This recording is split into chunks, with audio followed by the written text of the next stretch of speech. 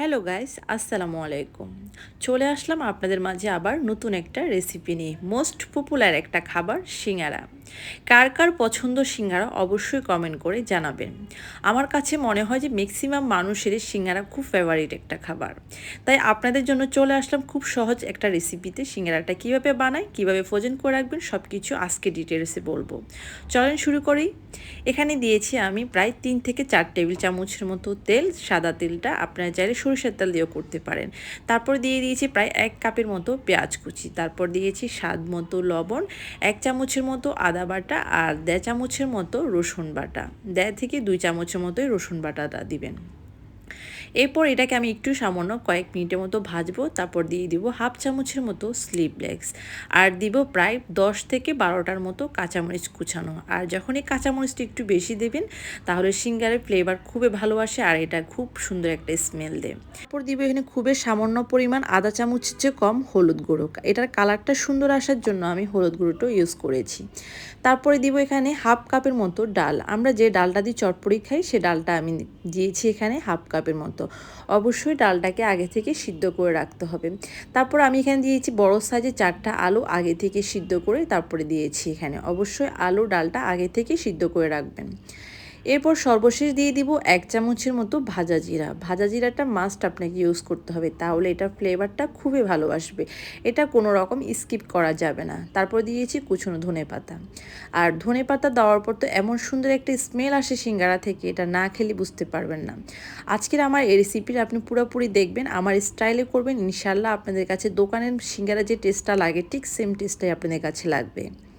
তারপরে দিয়েছি এখানে 2 কাপের মতো আটা। আপনারা চাইলে এখানে ময়দাটাও ইউজ করতে পারেন। দিয়েছি স্বাদ মতো লবণ আর 1 চামচের মতো কালো জিরে। তারপর দিয়ে 2 চামচের মতো দিয়েছি আমি এখানে সাদা তেলটা।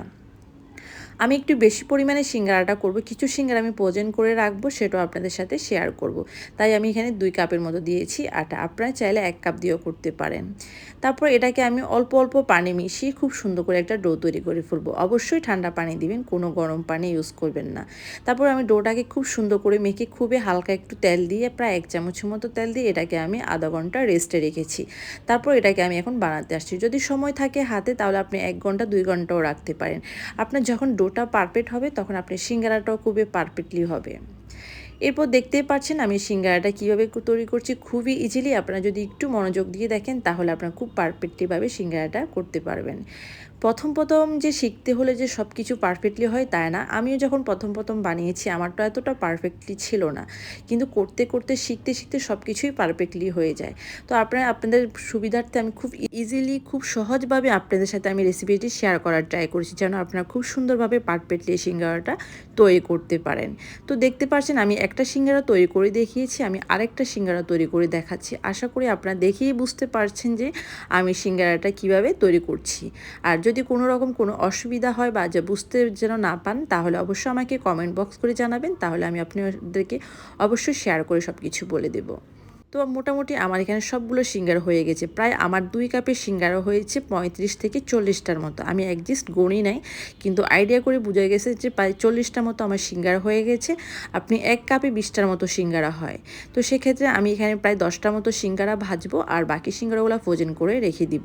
যখনই সিঙ্গারা ভাজতে যাবেন মিনিমাম এটাকে বানানোর পর 10 মিনিট রেস্টে রেখে দিবেন। তারপর সিঙ্গারাটাকে হালকা তেলে ভাজতে দিবেন। অবশ্যই ডুবো তেলে সিঙ্গারাগুলোকে ভাজতে হবে। আর যখন আপনি খুব গরম তেলে যখন সিঙ্গারাটা দিয়ে দিবেন তখন জিনিসটা কিন্তু উপরেও একদম পুড়ে যাবে আর ভিতরে একটু কাঁচা থেকে যাবে। তাই হালকা আগুন দিয়ে হালকা তাপে অবশ্যই সিঙ্গারাটাকে ভাজবেন আর সময় দিয়ে সিঙ্গারা ভাজতে হয়। মিনিমাম 10 মিনিট লেগেছে আমার সিঙ্গারাগুলোকে ভাজতে।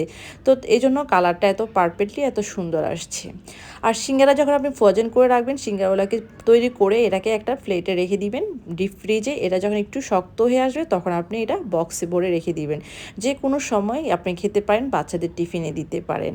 আজকের আমার পারফেক্টলি সিঙ্গারা আমার কাছে তো খুবই পারফেক্ট লাগছে। আপনাদের কাছে কেমন লেগেছে অবশ্যই কমেন্ট করে জানাবেন। যদি ভালো লেগে থাকে অবশ্যই লাইক কমেন্ট শেয়ার করবেন। সিঙ্গারাগুলো খেতে কিন্তু অনেস্টলি অনেক বেশি মজা হয়েছে। তো সবাই ভালো থাকবেন, সুস্থ থাকবেন। Thank you for watching. আল্লাহ হাফেজ, আসসালামু আলাইকুম।